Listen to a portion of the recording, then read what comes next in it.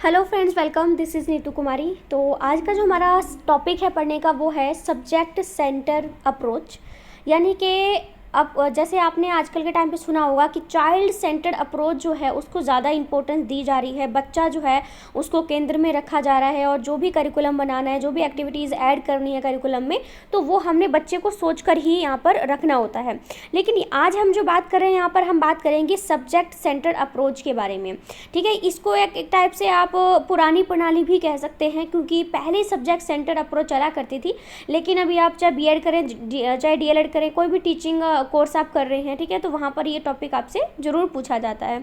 तो ये आपको पढ़ना और समझना बहुत ज़्यादा ज़रूरी है, क्योंकि आपको चाइल्ड सेंटर्ड के बारे में तो पता होगा, लेकिन सब्जेक्ट सेंटर्ड अप्रोच के बारे में ज़्यादा नॉलेज जो है मैं आपको आज प्रोवाइड करूँगी। ठीक है, चलिए शुरू करते हैं।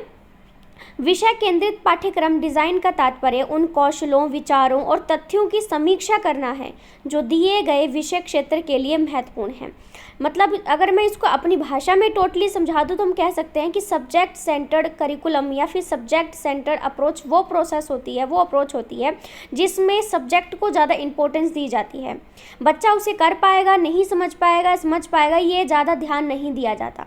बच्चा कौन से मेथड से समझ पाएगा, नहीं समझ पाएगा, इस पर भी कोई ज़्यादा ध्यान नहीं दिया जाता।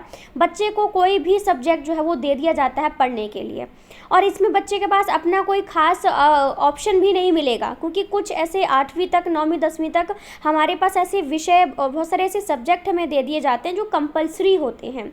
आपको मैथ अच्छा नहीं लगता, इंग्लिश समझ में नहीं आती, कोई दिक्कत नहीं है, फिर भी आपको वो पढ़ना ही होता है। 10वीं तक तो आपको इंग्लिश और ये जो है अपना मैथ, वो तो आपको करना ही पड़ता है। आगे चल के आपको सब्जेक्ट में ऑप्शन मिल जाते हैं, लेकिन ये कुछ ऐसे सब्जेक्ट सेंटर्ड अप्रोच होती है ये, जहाँ पर आपको सब्जेक्ट को ज़्यादा इंपॉर्टेंस दी जाती है।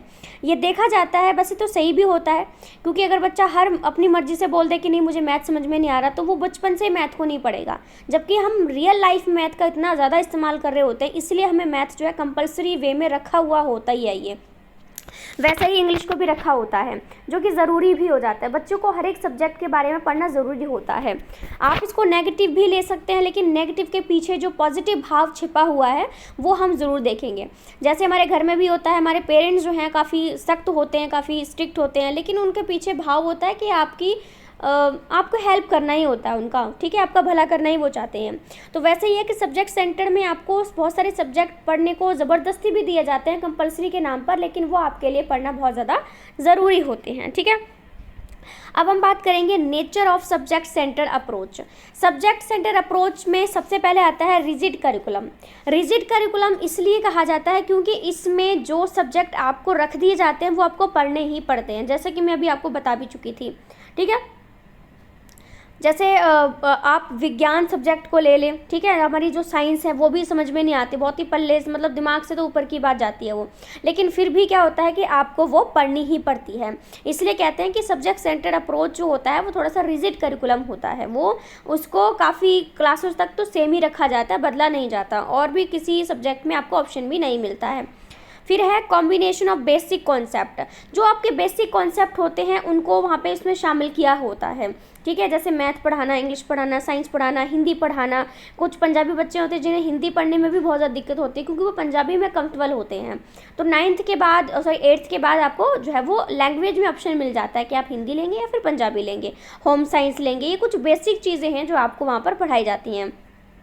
यूनिफॉर्म स्टैंडर्ड, मतलब यहाँ पे यूनिफॉर्म वर्दी वाली यूनिफॉर्म की बात नहीं हो रही है, कि कुछ ऐसे स्टैंडर्ड होते हैं जो आपके पहले से तय कर दिए जाते हैं कि इस क्लास तक बच्चों को ये चीज़ पढ़ाना ही पढ़ाना है। ठीक है, हम अब ऐसा नहीं कर सकते कि हम कोई सब्जेक्ट बच्चे को पसंद नहीं है तो उसे हम हटा ही दें, नहीं, वो एक स्टैंडर्ड जो होता है वो सेट कर दिया जाता है कि इस क्लास तक के बच्चे को इस चीज़ की नॉलेज होनी ही होनी चाहिए, इसलिए वो उस चीज़ को हटाते ही नहीं है, वो आपको पढ़ाते ही ज़रूरी है। प्रोग्रेस मेज़रमेंट, इसमें आपकी जो प्रोग्रेस है उसको मेज़र किया जाता है, आपने कितना सीखा, आपको कितना आया, ये जो आपने प्रोग्रेस की है जब से आप स्कूल में एडमिशन लिया है, कौन सी क्लास तक पहुंच चुके हैं, तो उसके हिसाब से आपकी जो प्रोग्रेस है उसकी मेज़रमेंट जो है वो की जाती है। डायनेमिक, सब्जेक्ट सेंटर अप्रोच जो होती है ये डायनेमिक होती है, यानी समय और आवश्यकता के अनुसार बदलती रहती है, जैसे कि अभी हो भी चुका है, क्योंकि सब्जेक्ट सेंटर अप्रोच जो है ये पहले था, लेकिन आजकल के टाइम पे क्या हो रहा है कि हमारा चाइल्ड सेंटर्ड अप्रोच आने लगी है। बच्चों को ध्यान में रखकर हम जो है वो कोई भी सब्जेक्ट रखते हैं, ना कि हम सब्जेक्ट ज़बरदस्ती रख देते हैं। ठीक है, बहुत सारे अब ऑप्शन आपको मिलने लगे हैं। Student teacher relationship, student teacher relationship, ठीक है, 2 बार लग गया है। तो देखो जो सब्जेक्ट सेंटर अप्रोच होती है उसमें स्टूडेंट और टीचर के बीच में कुछ ज़्यादा पॉजिटिव रिलेशनशिप भी नहीं बन पाते हैं। ठीक है, क्योंकि जैसे कोई सब्जेक्ट बच्चे को समझ में नहीं आता तो वो सब्जेक्ट से नफरत नहीं करता है, वो नफरत करता है उस टीचर से जो उसे पढ़ाता है, या फिर डरने लग जाएगा। मुझे भी इंग्लिश पढ़ने में इंग्लिश से बहुत ज़्यादा डर लगता है, तो जो भी मेरे टीचर इंग्लिश पढ़ाते थे ना तो मैं उन टीचर से डरने लग जाती थी, जबकि मेरा एक्चुअल डर तो अंग्रेजी भाषा से था, लैंग्वेज से था, लेकिन वो टीचर की ओर जो है वो डाइवर्ट हो गया। ठीक है, टीचर की ओर चला गया। तो ये होता है कि सब्जेक्ट सेंटर्ड अप्रोच में टीचर और स्टूडेंट के बीच में जो रिलेशनशिप होते हैं वो ज़्यादा पॉजिटिव नहीं होते हैं। सब्जेक्ट की वजह से स्टूडेंट और टीचर के बीच में जो एक अच्छे रिश्ते और पॉजिटिव रिलेशन होने चाहिए थे वो नहीं बन पाते हैं। फिर है merit of subject centre approach. ठीक है, अब इसके कौन कौन सी मेरिट जो है हमारे सामने आते हैं, इसको आप एडवांटेजेस भी कह सकते हैं, फीचर, नेचर और भी हेडिंग दे सकते हैं। सबसे पहले है इसका मेरिट के फोकस ऑन कंटेंट। सीधी सी बात है, सब्जेक्ट सेंटर अप्रोच में सिर्फ जो हमारा कंटेंट होता है उस पर ही फोकस किया जाता है। बच्चा कर पाएगा नहीं कर पाएगा ये ज़्यादा सोचा नहीं जाता, बस ये बच्चों को कंपलसरी के नाम पर पढ़ाया ही जाता है, भले ही बच्चे का इंटरेस्ट हो चाहे ना हो। ठीक है, नहीं समझ में आ रहा है तो तरह तरह के तरीके अपना लेंगे, लेकिन उस कंटेंट को चेंज नहीं किया जाता है। प्रैक्टिकल वर्क, बहुत सारा आपको प्रैक्टिकल वर्क भी दिया जाता है। ज़रूरी नहीं जो टीचर अपने मुख से किताबों से पढ़कर जो समझा रहा है बच्चों को सीधा सुन के समझ में आ जाए, नहीं आता ना, तो इसलिए प्रैक्टिकल वर्क भी इसमें काफ़ी सारा दिया जाता है। इसलिए जैसे अपना साइंस सब्जेक्ट तो है ही प्रैक्टिकल बेस्ड, ठीक है, सारा प्रैक्टिकल से करवा जाता है। होम साइंस भी सारा प्रैक्टिकल से होता है, म्यूज़िक सारा प्रैक्टिकल से होता है, गेम सारा प्रैक्टिकल से होता है। आप थोड़ा बहुत ही पढ़ाते हैं लेकिन फील्ड में लेके जाते हैं ऐसी चीज़ें समझाने के लिए। Trained teacher, subject centre approach जो होती है उसमें ट्रेंड टीचर का यूज़ किया जाता है, क्योंकि हर एक सब्जेक्ट में कोई ना कोई टीचर जो होता है वो एक ना एक सब्जेक्ट में अव्वल होता है। अब आप देखेंगे 8वीं या 6वीं के बाद से हर एक टीचर सारे सब्जेक्ट नहीं पढ़ा रहा होता है, कोई मैथ पढ़ा रहा होता है, कोई हिंदी पढ़ा रहा होता है, उसने उसी में कोर्स किया हुआ होता है और उसी में ही वो आगे चल के अपना फ्यूचर बना रहा होता है। तो ट्रेंड जो टीचर होते हैं उन्हीं को ही सब्जेक्ट सेंटर अप्रोच में इस्तेमाल किया जाता है, क्योंकि आगे चल के बहुत सारे डिफरेंट काइंड्स ऑफ सब्जेक्ट आ जाते हैं जो कि अलग अलग टीचर जो है वो पढ़ाने की कोशिश करता है। लेकिन यहाँ पर नेगेटिव चीज़ यही है कि टीचर ने अपना एक सब्जेक्ट पकड़ रखा है क्योंकि उसे वही अच्छे से पढ़ाना आता है, लेकिन बच्चों पे तो सारे सब्जेक्ट थोप दिए जाते हैं। बच्चों से नहीं पूछते हैं कि आप एक ही सब्जेक्ट में पढ़ना चाहते हैं, ठीक है, तो ये थोड़ा सा बच्चों पर बोझ हो जाता है। Easy to remember, subject centre approach में क्या होता है कि याद रखना काफ़ी ईजी हो जाता है, क्योंकि इसमें बच्चा सिर्फ रट्टा पर ही ध्यान देता है। जितने चैप्टर दिए जाते हैं बच्चा उनको सबको याद कर लेता है और पेपर में उड़ेल देता है। बच्चा सीख बहुत कम पाता है, ठीक है, लेकिन इसे हम इस पॉइंट को रखना ही पड़ेगा। ऑर्गेनाइज टेक्स्ट बुक, इसमें जितनी भी किताबें होती हैं पूरी तरह से ऑर्गेनाइज्ड होती हैं। हर एक क्लास के लिए अलग अलग किताबें बच्चों को प्रोवाइड की जाती हैं। हर एक क्लास में अलग चैप्टर होते हैं, अलग अलग सब्जेक्ट ऐड किए जाते हैं, ठीक है। 3री से 5वीं तक आपको EVS पढ़ाया जाएगा, उसके बाद आपकी साइंस शुरू कर दी जाएगी, फिर हिस्ट्री, पॉलिटिक्स, संविधान, ये सारी जो चीज़ें हैं वो आपकी बढ़ती हुई क्लास के साथ साथ सब्जेक्ट भी आपके बढ़ते चले जाते हैं। टीचर स्टूडेंट रिलेशनशिप, जो मैं आपको बता भी चुकी हूँ कि इसमें टीचर और स्टूडेंट के बीच में रिलेशनशिप कुछ खास नहीं बन पाते हैं, सब्जेक्ट की वजह से होता है ये। लैंग्वेज की प्रॉब्लम भी होने लग जाती है कुछ बच्चों को, जैसे भी मैंने एग्जांपल दिया था कि पंजाबी वाले ऐसे बच्चे होते हैं जिनको हिंदी नहीं समझ में आती, और हिंदी वाले ऐसे बच्चे होते हैं जिनको ना ही तो पंजाबी समझ में आ रही होती है ना ही इन्हें इंग्लिश समझ में आ रही होती है। तो लैंग्वेज जो होती है ये बच्चे फिर किसी भी तरह से रट्टा मार मूर के उस सब्जेक्ट में पास हो जाते हैं और 9th में जाते ही चेंज कर लेते हैं। फिर वो अपनी मर्जी का ही कोई भी लैंग्वेज जो उन्हें कंफर्टेबल लगती है उसको वो चूज़ कर लेते हैं, फिर वो नहीं पढ़ते जबरदस्ती वाली कोई भाषा। फिर है field visit, subject centre approach में आपको फील्ड विजिट भी करवाया जाता है। आपने देखा होगा कि आप साइंस सिटी, कुरुक्षेत्र ऐसी जगह पे तो आपको पक्का लेके गए होंगे, मूवीज़ दिखाने ले जाते हैं, जैसे हमें इंग्लिश मूवी दिखाने लेके गए थे और एक और अच्छी खासी मूवी थी वो दिखाने लेके गए थे। तो सब्जेक्ट सेंटर में ये पॉजिटिव चीज़ भी होती है कि आपको फील्ड ट्रिप पे लेके जाया जाता है। फिर है डीमेरिट ऑफ सब्जेक्ट सेंटर, पहला है रोट मेमोराइजेशन, सीधी सी बात है। डीमेरिट का मतलब होता है डिसएडवांटेजेस, ठीक है।